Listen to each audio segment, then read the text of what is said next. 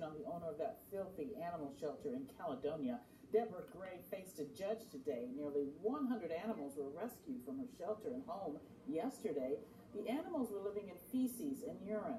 Gray's daughter tells us she was in over her head. I don't think she should have criminal charges on her. They should have gave her the opportunity to say, all right, I understand you need help. Get some people in here, help. Now, a Big Bend couple recently adopted a dog from Gray's shelter. They say she was so loving to their pet, they are shocked that she would neglect any animal. Shannon Sims is live in Caledonia with the latest. Shannon.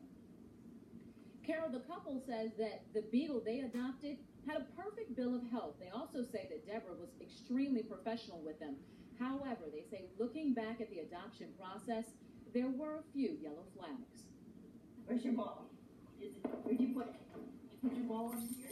A little attention, a ball, and Gertrude is a happy pup. Oh, you got it. Oh, she got her ball. She's one of the lucky ones to be adopted from Orphan Canines before investigators shut down the Caledonia rescue. It was a nice place. That was 3 years ago when Steve and his wife first visited the shelter. The kennels were clean. The dogs seemed friendly. I didn't see any dogs in distress.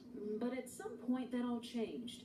Thursday, the Wisconsin Humane Society sees nearly 100 dogs, cats, and pigs from kennels covered with feces and urine. You just wonder if this is a situation where perhaps maybe she got a little in over her head. Steve believes the issues at Orphan Canine could have been avoided had the owner, Deborah Gray, just asked for help. We're involved with another beagle organization, and they do a lot of social networking, and they get their name out there where I never really saw anything with them. He says after adopting Gertrude, the couple tried to help Gray financially. We would email her and say, we're trying to donate some money to you. Nothing was really in place. To learn of dogs sleeping and eating in their own feces as a result of Gray's care is heartbreaking to this dog lover. It appears she might have been a person that just couldn't say no. And many of our viewers have been asking about the dogs that were seized from this property. They remain in the custody of Wisconsin Humane Society where they're being cared for. It could be months before any of those dogs are actually adopted out due to the fact that this is a criminal investigation. And we have learned tonight that Gray remains behind bars with a $50,000 or $5,000 bond.